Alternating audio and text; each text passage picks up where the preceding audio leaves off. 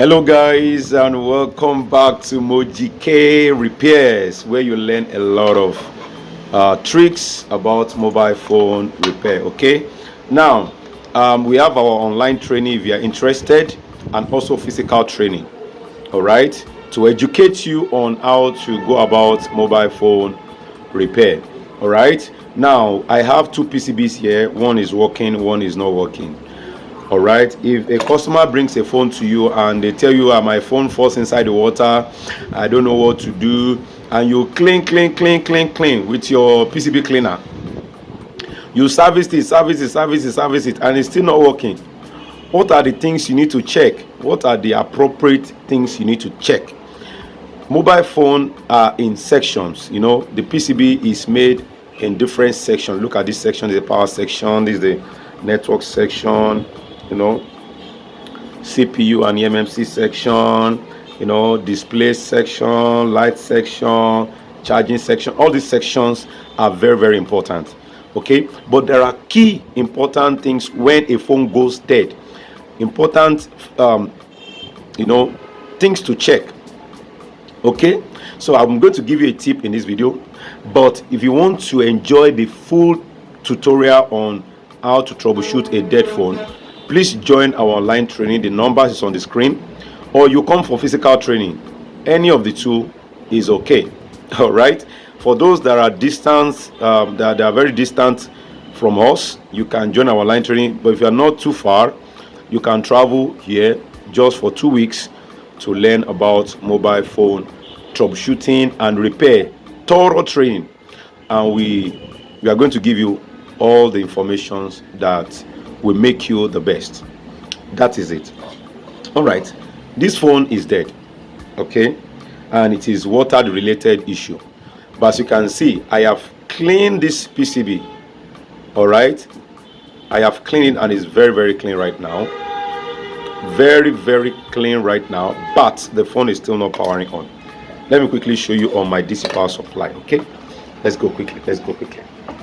All right, that is my DC power supply right in that corner, and this is the battery, obviously simulation of the battery. Then what I'm going to do now is to trigger the power key, so that we are going to see if this PCB is switching on or not. Okay, there is a test point right here, so I'm going to use this test point, and I'm going to use this. Now pay close attention at the DC power supply when I trigger it. Do you see that? 0.007, 0.005, that's the reading. If I drop it, still does the same thing, right? Let me remove the battery, put it back again. Okay, and triggering the power key from the back, I'm bridging all these things together. Okay, and it's still giving me that reading on my DC power supply, so which shows that this phone is really, really dead. If you want to learn more about how to troubleshoot all these things, join our online training, okay, or you come for physical training. Now there are basic things to check. We have few capacitors around the power IC right here, especially common ones, 1 2 3 4 5. This PCB that is working, take note, 1 2 3 4 5. All right, these capacitors are called VPH capacitor or VCS capacitor. All right, which supplies the voltage to this power IC, for this power IC to give information to this the CPU, the RAM and the eMMC. Okay, the RAM and the eMMC. So it is very important that you know all these things. Okay, now you're going to know all these things in our online training and in our physical training. All right, the same way to this guy. So if this guy does not receive the power, then these guys will not work. So how do we check? Okay, now you put your multimeter on voltage mode. Let me put it right away. All right, then you get our voltage reading on these capacitors. Okay, let me zoom in a little. All right, let's start. This one here is carrying how many volts? 0.6. This is 0.6, 0.6, 0.6. So all these capacitors here are carrying 0.6 instead of 4.2. And if you check the battery terminal, we have our 4.2 voltage. Now this is step-by-step troubleshooting. Where does this 4.2 voltage comes from? Where did it come from? Because if you don't know where it comes from, then you don't know what next to do. You might be thinking the power IC is the problem, whereas the power IC might be fine. So where is this 4.2 voltage coming from? Now let's read this guy. This PCB that I said is fine. Let's take reading. That's why I'm saying join our online training. All these things we cannot tell you everything on YouTube. Join our online training, very affordable. Okay, now let's take readings on the capacitors right on this, around this power IC. Okay, now 5 capacitors, right? Let's take the first one.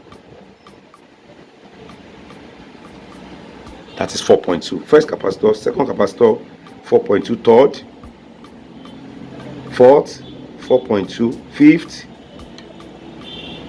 4.2. That means when you trigger the power key, this will start working and sending signals to the other components to make the phone power on. These are the step-by-step things we do. We train you. Okay, we give you proper training in Mojike training, either the online or the physical. Make sure you come and join us.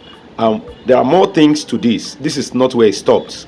Okay, so but for the sake of this video, join our online training and you will not regret it. Hope you guys understand what I'm saying. So if you want to know what are the components that supplies the 4.2 here for this power IC to start working, okay, join our online training to activate more informations on this. So you need to be a technician that knows what he or she is doing. Okay, that is why we have dedicated our time to make videos, to train you on how to go about dead phone, so that when your customer brings a dead phone to you, you now say, the board is damaged. No, the panel is damaged. Go and get another panel. No, you learn how to work on them step by step. Join our online training so that we can educate you on how to go about this.